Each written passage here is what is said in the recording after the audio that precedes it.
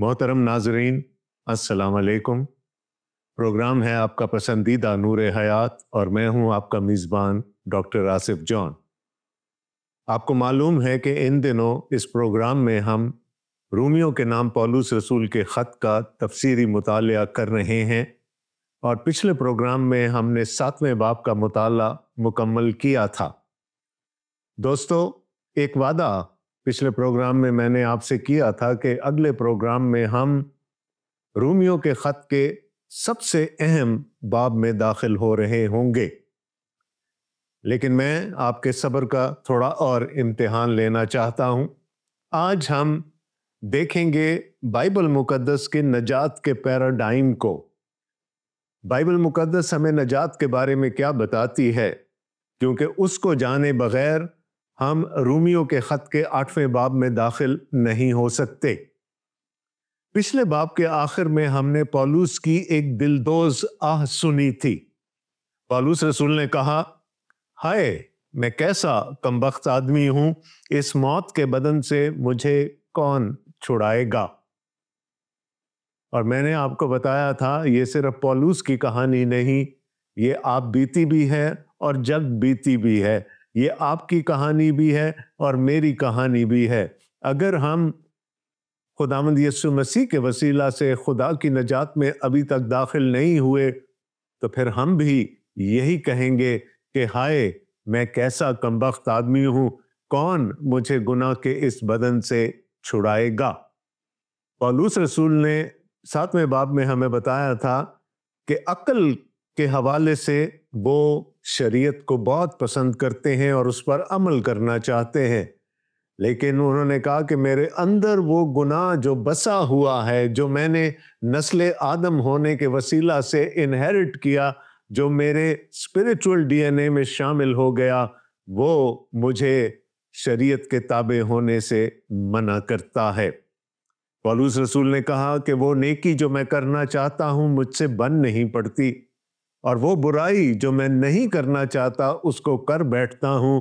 लिहाजा मेरा अपने ऊपर इख्तियार नहीं, बल्कि वो गुनाह जो मेरे स्पिरिचुअल डीएनए का हिस्सा है, मुझसे ये सब कुछ कराता है, वो मुझ पर इख्तियार रखता है। इसलिए वो कहते हैं, हाय मैं कैसा कमबख्त आदमी हूं, कौन मुझे गुनाह के इस बदन से छुड़ाएगा। और 8वें बाब में पौलुस रसूल हमें बताते हैं कि उस गुनाह के बदन से छूटने का, उससे रिहाई पाने का तरीक़ाकार क्या है।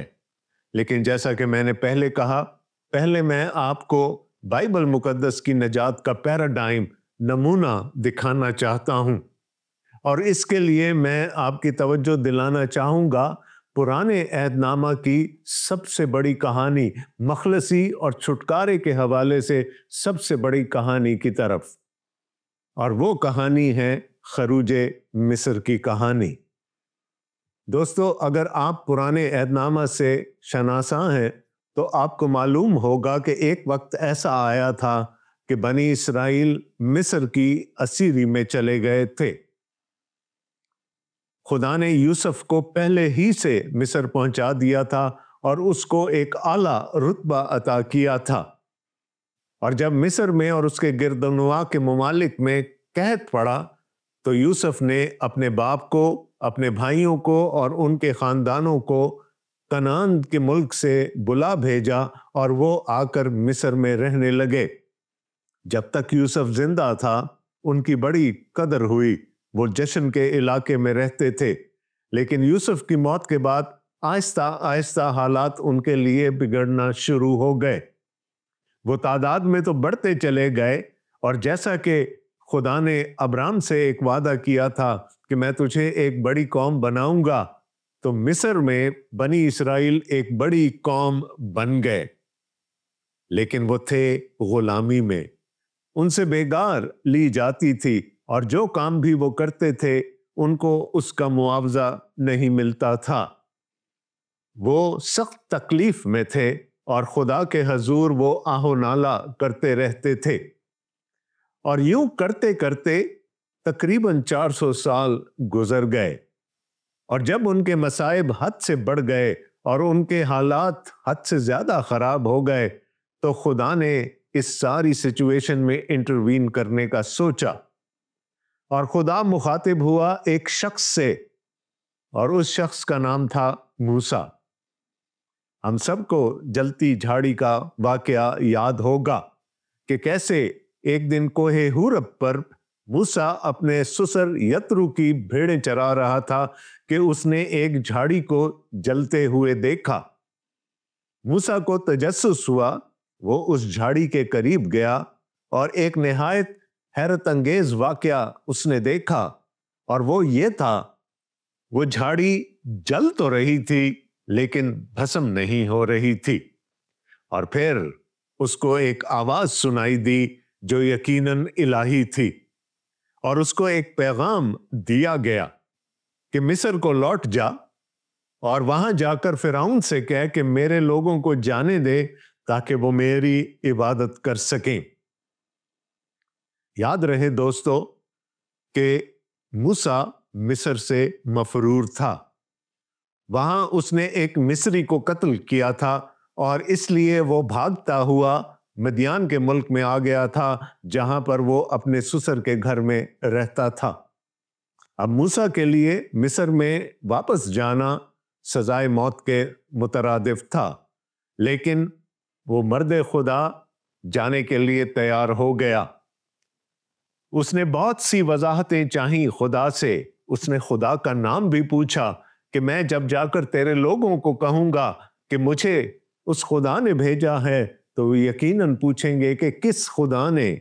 تو تب خدا نے اپنا وہ نام موسیٰ پر آشکار کیا جس کے حوالے سے ہم خدا کو پرانے عہد نامہ میں جانتے ہیں، اور وہ نام تھا یود ہے واو ہے، میں جو ہوں سو میں ہوں۔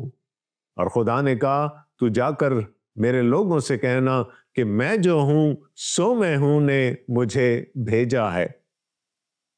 ہم کہانی سے واقف ہیں، موسیٰ مصر کو پلٹ کر جاتا ہے، اس کو اپنے لوگوں کو کنونس کرنے میں وقت لگتا ہے، اور فرعون کو کنونس کرنے میں اس سے کہیں زیادہ وقت لگتا ہے۔ فرعون مصر کا دل کبھی کبھی پسیجتا ہے، لیکن تھوڑی دیر بعد وہ پھر سخت ہو جاتا ہے، حتیٰ کہ ایک ایسی سچویشن آ گئی کہ جہاں پر خدا نے 10 آفتیں مصر پر بھیجی، اور ان میں سے آخری آفت تھی تاریکی کی۔ خدا نے موسیٰ سے کہا کہ ہر بنی اسرائیل خاندان ایک برہ لے اور اس کو ذبح کرنے کے بعد اس کا خون اپنی چوکھٹ پر اوپر اور دونوں بازوؤں پر لگا دے، اور جب میرا فرشتہ اس ملک میں سے گزرے گا تو جن گھروں پر وہ خون اسے نظر آئے گا وہ ان کو چھوڑ دے گا۔ اس کے علاوہ پورے مصر میں سب پہلوٹے، چاہے وہ انسان کے ہوں، چاہے جانور کے، چاہے فرعون کے، سب مارے جائیں گے۔ ایسا ہی ہوا، بنی اسرائیل نے وہ پہلی فسح مصر میں منائی، اور اسی رات خدا ان کو اپنے زور بازو سے ملک مصر سے نکال لایا۔ ہم اس کہانی سے بہت اچھی طرح سے واقف ہیں کہ جب بنی اسرائیل موسیٰ کی قیادت میں ملک مصر سے نکلے تو فرعون کی پوری فوج ان کا پیچھا کرتے ہوئے چلی آئی، حتیٰ کہ وہ سمندر کے کنارے پہنچ گئے۔ آگے سمندر تھا، دونوں طرف پہاڑ تھے، اور پیچھے سے مصر کی فوج آ رہی تھی جو اس وقت کی سپر پاور تھی۔ وہ تمام اس وقت کے جدید اسلحے سے لیس تھے، اور بنی اسرائیل کے پاس اپنے آپ کو بچانے کا کوئی وسیلہ نہیں تھا۔ آگے سمندر، دونوں طرف پہاڑ، اور پیچھے مصر کی فوج۔ اور پھر خدا نے انٹروین کیا۔ خدا جو ان کو ابر کے ستون اور آگ کے ستون میں یہاں تک لے کر آیا تھا، اپنی رہنمائی میں وہاں تک لے کر آیا تھا، خدا بنی اسرائیل اور مصر کی فوج کے درمیان آ گیا، اور ایسا ممکن ہوا کہ بنی اسرائیل سمندر کی تہہ میں سے گزرتے ہوئے نکل آئے۔ پانی کو دونوں طرف سے روک دیا گیا، یعنی پانی کی دیواریں بن گئیں اور بنی اسرائیل اس پانی کی دیواروں میں سے، سمندر کی تہہ میں سے گزرتے ہوئے دوسری طرف آ گئے۔ اب یہ بھی سوچئے دوستو کہ جہاں سے پانی ہٹتا ہے وہاں کیچڑ ہوتا ہے۔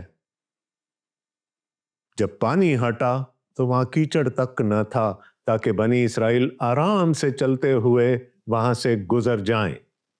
اور جب مصر کی فوج نے ان کا پیچھا کیا تو دونوں طرف سے پانی مل گیا اور پوری کی پوری فوج سمندر میں غرق ہو گئی۔ خدا نے معجزانہ طور پر اپنے زور بازو سے اپنے لوگوں کو مصر میں سے نکال لیا۔ اب یہاں تک تو وہ آ گئے، کیا ان کی مخلصی پوری ہو گئی؟ ہرگز نہیں دوستو، کیونکہ سمندر کے دوسری طرف کنعان نہیں تھا۔ وہ موعودہ ملک نہیں تھا جہاں پر خدا ان کو لے جانا چاہتا تھا، بلکہ آگے ایک صحرا تھا، صحرائے سینا۔ اور پھر ہم اس کہانی کو بہت اچھی طرح سے جانتے ہیں کہ 40 سال تک بنی اسرائیل اس صحرا میں دشت نوردی کرتے رہے۔ خدا کا حکم ہوتا تھا تو وہ ایک جگہ سے اپنا پڑاؤ اٹھاتے تھے، اور پھر خدا کے ابر کے ستون کے پیچھے چلتے چلتے وہ اس مقام پر آتے تھے جہاں پر آ کر وہ ستون کھڑا ہو جاتا تھا، اور بنی اسرائیل کو یہ اندیا دے دیا جاتا تھا کہ اب انہوں نے وہاں پر پڑاؤ کرنا ہے۔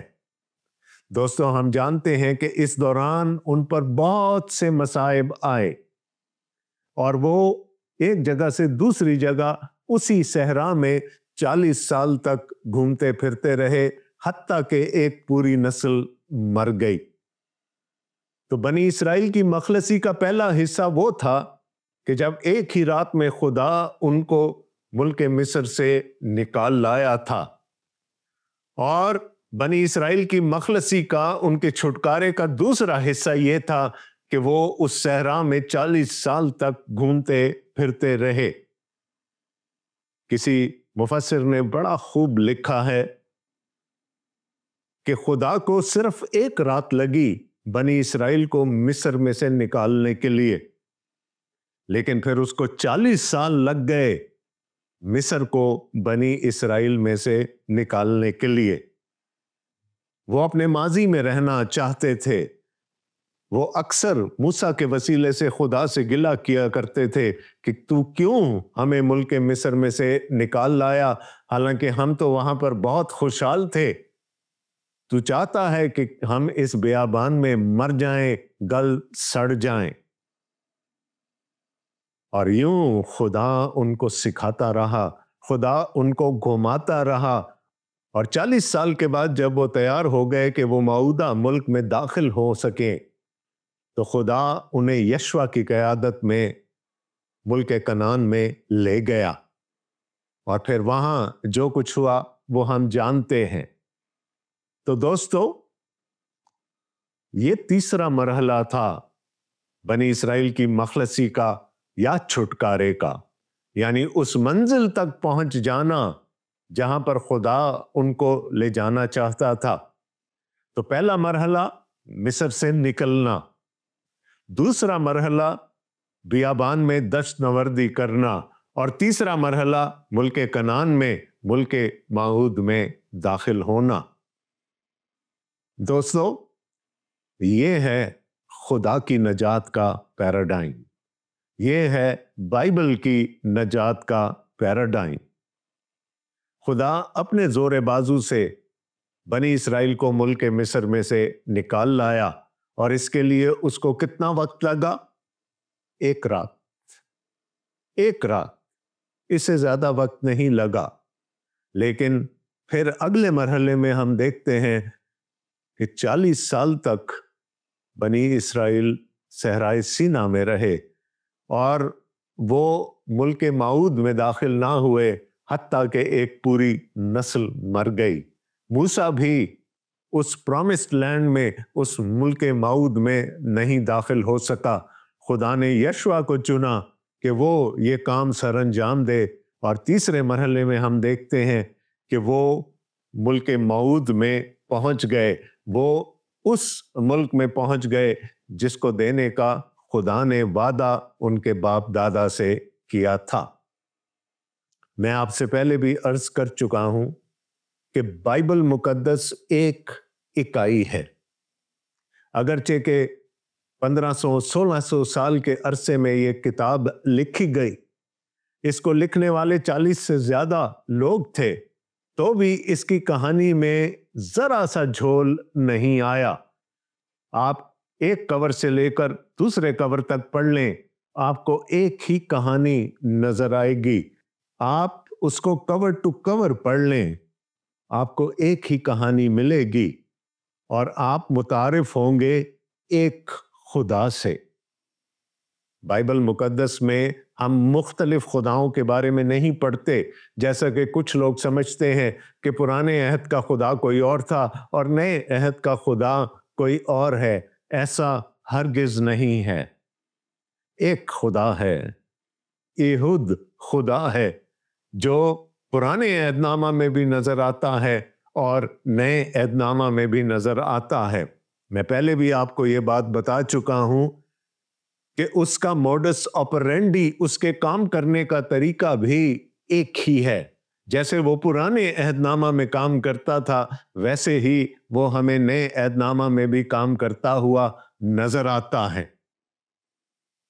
دوستو، یہ اتنی لمبی تمہید میں نے اس لیے باندھی کہ جب ہم رومیوں کے خط کے 8ویں باب میں داخل ہوں تو چیزوں کو سمجھنے میں ہمیں آسانی ہو سکے کہ ہم اسی خدا کی بات کر رہے ہیں جو کہ پرانے عہد نامہ میں بھی قادر تھا اور نئے عہد نامہ میں بھی ہمیں قادر نظر آتا ہے۔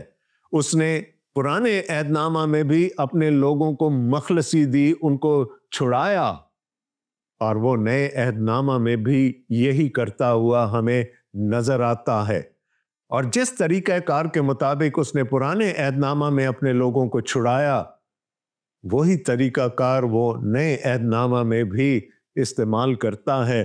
پولس رسول ہمیں بتائیں گے کہ ہماری نجات کے بھی 3 مراحل ہیں۔ پہلا تصدیق، دوسرا تقدیس، اور تیسرا تجلی۔ پہلے مرحلے میں ہم چنے جاتے ہیں، ہم راست باز ٹھہرائے جاتے ہیں۔ یہ بالکل ویسے ہی ہے جیسے بنی اسرائیل کا ملک مصر میں سے نکل آنا۔ خدا ہمیں بھی ایک پل میں، جب ہم ایمان لے کر آتے ہیں، ہمارے گناہوں سے نکال کر ابدی زندگی میں شامل کرنے کا وعدہ کر لیتا ہے، لیکن اس کے بعد ایک لمبا عرصہ درکار ہوتا ہے تقدیس کے لیے، یعنی پاک ٹھہرائے جانے کے لیے۔ خدا کا کلام اور خدا کا روح مل کر اس لمبے عرصے میں ہماری حمایت کرتے ہیں، ہماری مدد کرتے ہیں، تاکہ ہمارے اندر جو گناہ ہے وہ نکالا جا سکے۔ اور یہ مرحلہ چلتا رہتا ہے ہماری طبعی موت تک۔ اور جب ہم مر جاتے ہیں، اس دنیا سے کوچ کر جاتے ہیں، تو اس وعدے کے ساتھ کوچ کرتے ہیں کہ ہم خدا کی ابدی بادشاہی میں شامل کیے جائیں گے۔ تو دوستو، وہی 3 مراحل جو ہمیں پرانے عہد نامہ میں نظر آئے، وہی 3 مراحل اب ہمیں نظر آئیں گے نئے عہد نامہ میں۔ بائبل ایک ہے، بائبل کا خدا ایک ہے، اور بائبل کے خدا کے کام کرنے کا طریقہ بھی ایک ہے۔ وہ منجی تھا، وہ منجی ہے، اور وہ منجی رہے گا۔ اور میں اکثر لوگوں سے یہ سوال کیا کرتا ہوں کہ بائبل مقدس کے خدا کو اگر ایک لفظ میں بیان کرنا ہو تو آپ کون سا لفظ چنیں گے؟ مجھے بہت متفرق جواب سننے کو ملتے ہیں، لیکن اس کا صحیح جواب ہے کہ بائبل کا خدا نجات دہندہ ہے۔ The God of the Bible is a savior۔ جب جب اس کے لوگوں کو اس کی ضرورت پڑی، وہ خود اتر آیا تاکہ اپنے لوگوں کو بچا سکے۔ ابھی تھوڑی دیر پہلے میں نے اس جلتی جھاڑی کے واقعے کا ذکر کیا تھا۔ وہاں جب خدا کی موسیٰ سے ملاقات ہوئی تو خدا نے موسیٰ کو کہا، اور میں پڑھ رہا ہوں خروج کی کتاب اس کا 3 باب اور اس کی 7ویں آیت سے۔ خداوند کے کلام میں لکھا ہے، اور خداوند نے کہا، میں نے اپنی لوگوں کی تکلیف جو مصر میں ہے خوب دیکھی۔ دوستو، بائبل کا خدا بصیر ہے، وہ دیکھنے والا ہے۔ اور پھر اس نے کہا، اور ان کی فریاد جو بیگار لینے والوں کے سبب سے ہے سنی۔ خدا سمیع ہے، وہ سنتا ہے۔ اور پھر اس نے کہا، اور میں ان کے دکھوں کو جانتا ہوں۔ بائبل کا خدا خبیر ہے، وہ ہر چیز کی خبر رکھتا ہے۔ تو اس نے کہا، میں نے دیکھا، میں نے سنا، اور میں خبر رکھتا ہوں کہ میرے لوگ ملک مصر میں کس حالت میں ہیں۔ لیکن اس کے بعد جو کچھ خدا نے کہا وہ شاید کسی اور معبود کو کہنے کی قدرت حاصل نہیں ہوگی۔ 8ویں آیت میں لکھا ہے، اور میں اترا ہوں۔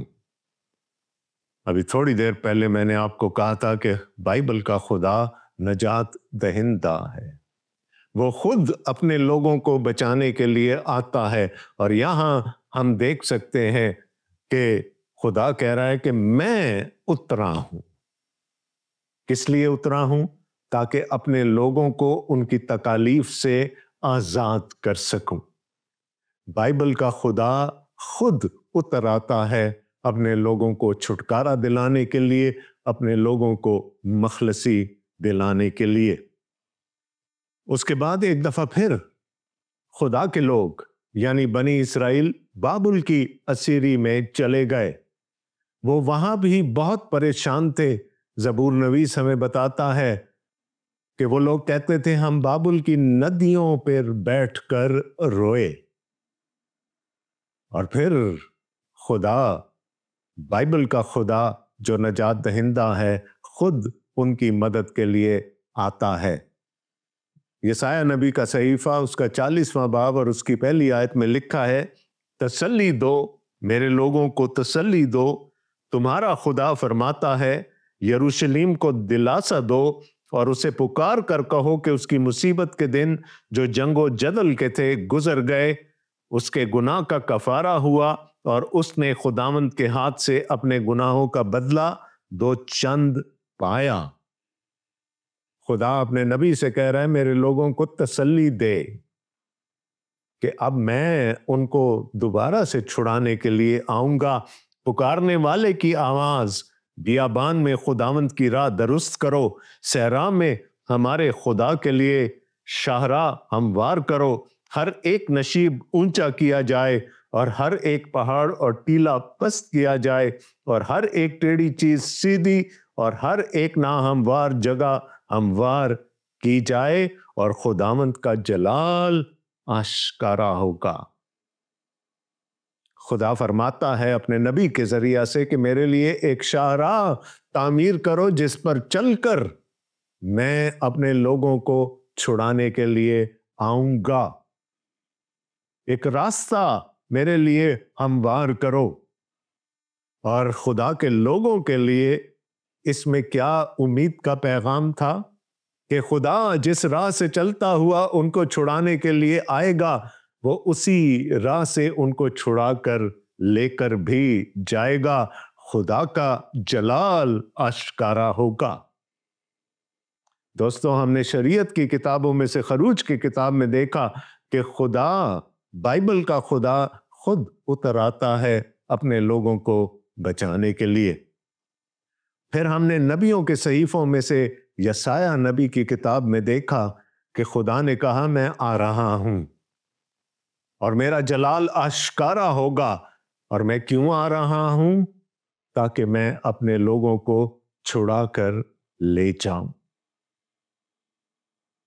یہ ہے بائبل کا خدا دوستو، یہ ہے بائبل کا خدا جس کو ہم پرانے عہد نامہ میں خود اتر کر اپنے لوگوں کو بچاتے ہوئے دیکھتے ہیں۔ ایک طرف مصر کی فوج تھی ہر طرح کے اسلحے سے لیس، اور دوسری طرف نہتے بنی اسرائیل تھے۔ کس نے وہ جنگ لڑی؟ یقیناً یدھ ہے، واو ہے، یعنی بائبل کے خدا نے۔ ایک طرف بابل تھا جو اس وقت کی سپر پاور تھی، اور خدا اپنے لوگوں کو ان کی قید میں سے نکال کر لے جاتا ہے۔ اور آگے چلیں تو پھر نیا عہد نامہ ہمیں کچھ اور بتاتا ہے۔ مقدس یوحنا کا انجیلی بیان، اس کا پہلا باب اور اس کی 14ویں آیت، اور وہاں لکھا ہے اور کلام مجسم ہوا۔ کون سا کلام؟ وہ جو خدا کا کلام ہے، جو خدا کے ساتھ تھا اور جو خود خدا ہے، وہ مجسم ہو کر اس دنیا میں آیا اور فضل اور سچائی سے معمور ہو کر ہمارے درمیان رہا، اور ہم نے اس کا ایسا ہی جلال دیکھا جیسا باپ کے اکلوتے کا جلال۔ خدا اپنے بیٹے کی صورت میں ایک دفعہ پھر زمین پر آ گیا تاکہ مجھے اور آپ کو ہمارے گناہوں سے مخلصی دے سکے۔ تو دوستو، آج کے پروگرام میں میں نے کوشش کی کہ آپ کے سامنے بائبل مقدس کی نجات کا وہ پیراڈائم رکھ سکوں جو پرانے عہد نامہ میں بھی تھا اور نئے عہد نامہ میں بھی ہے، کیونکہ پولس رسول پر یہ الزام لگایا جاتا ہے کہ انہوں نے مسیحیت کی شکل بگاڑ دی۔ اگر ایسا ہوتا تو پھر اتنی مماثلت کہاں سے ملتی ہمیں کہ ہم پرانے عہد نامہ میں بھی خدا کے کام کرنے کے طریقے کو دیکھیں، اور پھر وہی طریقہ ہمیں پولس رسول نئے عہد نامہ میں بھی دکھائیں۔ میں دوبارہ کہہ رہا ہوں، بائبل ایک اکائی ہے۔ بائبل کا خدا واحد خدا ہے، اور بائبل کے خدا کا طریقہ کار، کام کرنے کا طریقہ بھی ایک ہی ہے۔ اس نے پرانے عہد نامہ میں اپنے لوگوں کو چھڑایا، اور وہ نئے عہد نامہ میں بھی اپنے لوگوں کو چھڑاتا ہے۔ پرانے عہد نامہ میں اس نے مصر اور بابل جیسی طاقتوں سے اپنے لوگوں کو چھڑایا، اور نئے عہد نامہ میں وہ ہم سب کو ابلیس کے پنجے سے نکال لیتا ہے۔ وہی 3 مراحل جو اس نے پرانے عہد نامہ میں استعمال کیے، وہی 3 مراحل ہمیں اپنی نجات کے بھی نظر آتے ہیں، یعنی تصدیق، تقدیس اور تجلی۔ دوستو، اگلے چند پروگراموں میں ہم ان چیزوں پر تفصیل سے بات کریں گے۔ رومیوں کا خط چارٹر آف کرسچینٹی ہے۔ اگر آپ نے مسیحی الہیات کو سمجھنا ہے تو آپ کو اس خط کو سمجھنا ہوگا، اور پھر اس خط میں سے اگر الہیات ہمیں کسی ایک جگہ مجتمع نظر آتی ہے تو وہ 8واں باب ہے۔ میں آپ سے معذرت چاہتا ہوں، میں نے آپ کے صبر کو مزید آزمایا، لیکن خداوند نے چاہا تو اگلے پروگرام میں ہم ضرور رومیوں کے خط کے 8ویں باب کی بات کریں گے۔ آج میں نے بنیاد رکھنے کی کوشش کی ہے، اگلے ہفتے اس پر عمارت کھڑی کریں گے۔ تو تب تک کے لیے خداوند آپ سب کا حامی اور ناصر ہو، آمین۔ اپنے میزبان ڈاکٹر آصف جان کو پروگرام نور حیات سے اجازت دیجیے گا۔ خدا حافظ۔